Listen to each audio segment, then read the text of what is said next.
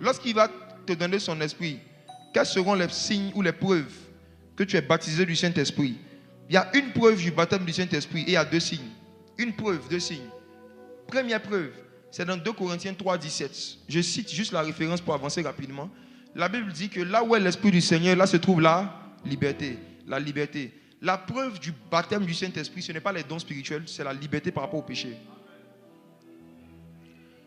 Ce qui prouve que les enfants d'Israël ont été baptisés en Moïse, c'est qu'ils étaient libres de Pharaon. Ce qui prouve qu'ils ont été baptisés en Moïse, qu'ils sont passés d'un endroit à un autre, ils n'étaient plus esclaves de Pharaon. Quand tu es baptisé du Saint-Esprit, la première chose que Dieu met dans ta vie, c'est une liberté par rapport à l'esclavage de tous les vices dans lesquels tu étais. La preuve du baptême du Saint-Esprit, c'est la liberté. Et je vous assure, la preuve là, elle est personnelle, elle est interne. Mais les signes sont extérieurs. Les signes, c'est le parler en langue, la prophétie, le fait de glorifier Dieu. Ça, c'est extérieur. Mais j'ai déjà vu des gens manifester des signes alors qu'ils n'ont pas la preuve. Ah. Des gens peuvent imiter des signes. Mais ce qu'on ne peut pas imiter, c'est la preuve. Les signes, le parler en langue, la prophétie. Mais la preuve, c'est la liberté. Là où est l'Esprit du Seigneur, là est la liberté. Dans le livre de Romains, l'apôtre Paul dit toujours que nous qui avons été baptisés en Jésus-Christ, c'est en sa mort que nous avons été baptisés. Et celui qui est mort est libre du péché. Être baptisé, c'est mourir. Et mourir, c'est être libre. S'il y a un vice dans ta vie qui te suit depuis des années, tu as besoin du baptême du Saint-Esprit. C'est la solution qui te manquait. Je vous dis, j'ai déjà vu des chrétiens sincères, parce qu'on ne leur a jamais parlé du Saint-Esprit, qui ont pensé qu'ils devaient se débrouiller seuls pour se sanctifier. Et je dis, ça fait culpabiliser les gens. Parfois, le diable leur dit que toi, tu n'es pas un chrétien. Il faut le laisser. La vie chrétienne, ce n'est pas pour toi. Et des gens rétrogradent. Beaucoup de gens qui ont rétrogradé, c'est de notre faute. C'est de votre faute. C'est parce que vous n'avez pas assez parlé du Saint-Esprit aux gens. Parfois, on ne leur a pas assez parlé du rôle du Saint-Esprit dans leur délivrance. Ils se disent qu'ils devaient se débrouiller. Je me rappelle, j'ai connu quelqu'un qui n'arrivait pas à arrêter de fumer. Il a décidé de jeûner 21 jours. Après les 21 jours, le 23e jour, il a fumé encore. Il a culpabilisé, il était retourné dans le monde. Et il me dit qu'un jour, il m'a entendu prêcher. Et j'ai commencé à dire, tout effort que nous faisons pour nous débarrasser du péché sans le Saint-Esprit, c'est un péché. Tous les efforts qu'on fait pour couper avec des vices sans demander l'aide du Saint-Esprit, c'est un péché. C'est un péché pourquoi? Parce qu'on est en train de dire à Dieu qu'on peut se justifier par nos forces. Donc l'œuvre de la croix n'est pas utile pour nous. On est en train de dire à Dieu que nous avons une puissance nous-mêmes pour nous libérer de nos péchés.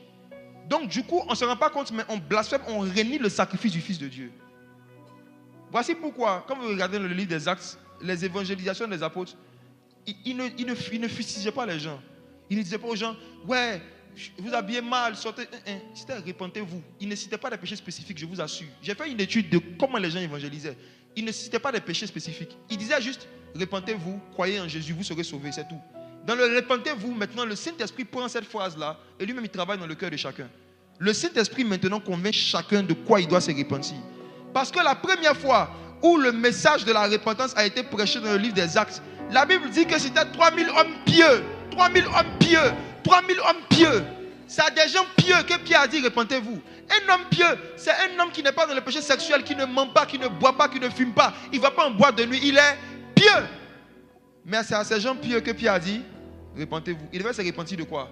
De leur piété sans Jésus. Réalisez le livre des Actes. Ce n'était pas des débauchés à qui Pierre a dit repentez-vous. On dit que c'est des hommes pieux venus de toutes les nations de la terre pour adorer. Pierre dit repentez-vous. Pourquoi? Parce que vous partez adorer sans demander au Saint-Esprit de vous apprendre l'adoration. Vous partez prier sans demander à l'Esprit de vous aider alors que vous ne savez pas ce qui est convenable de demander dans vos prières. Même les mages, pour venir adorer Jésus, ils ont été conduits par l'étoile qui marchait. Ils ne sont pas venus adorer Jésus d'eux-mêmes. Même les mages, pour adorer Jésus, ils ont été conduits par l'Esprit. Tout ce qu'on fait sans le Saint-Esprit est un péché. Même les bonnes œuvres. Pierre a dit aux hommes pieux, répentez-vous. Et je dis la même chose aux hommes pieux qui sont ici, répentez-vous. Tous vos exploits que vous arrivez à faire et dans lesquels vous ne dites pas et vous n'intégrez pas l'action du Saint-Esprit, c'est de l'orgueil spirituel. Répentez-vous. Le Saint-Esprit ne peut pas oindre des personnes qui se sentent forts, il oint les faibles. C'est parce que vous êtes puissant que vous n'avez pas avoir accès à la puissance. L'apôtre Paul dit quand je suis faible, c'est là que je suis fort. Quand tu reconnais que les moins bonnes œuvres que tu arrives à faire, c'est par la grâce du Saint-Esprit, tu ne peux pas juger, tu ne peux pas mépriser dans ton cœur, haïr, bien regarder de haut, parler mal de quelqu'un que tu entends qui a chuté. Si lui, il n'est pas arrivé à faire ce que tu arrives à faire, ce n'est pas parce que tu es mieux que lui, c'est la grâce de Dieu. Votre façon de parler des homosexuels, faites attention. Votre façon de voir les homosexuels, faites attention. La Bible dit dans le livre de Proverbes qu'il y a 7 choses que Dieu a en horreur. Et parmi ces 7 choses, la première qui a été citée, ce sont les yeux hautains. Les yeux hautains. Les yeux hautains, c'est une façon de regarder des gens en fait. C'est une façon de voir les gens de haut. Une façon de se dire qu'on est mieux que certaines personnes. Est-ce que vous savez que devant Dieu, il n'y a pas une différence entre un homosexuel et un menteur?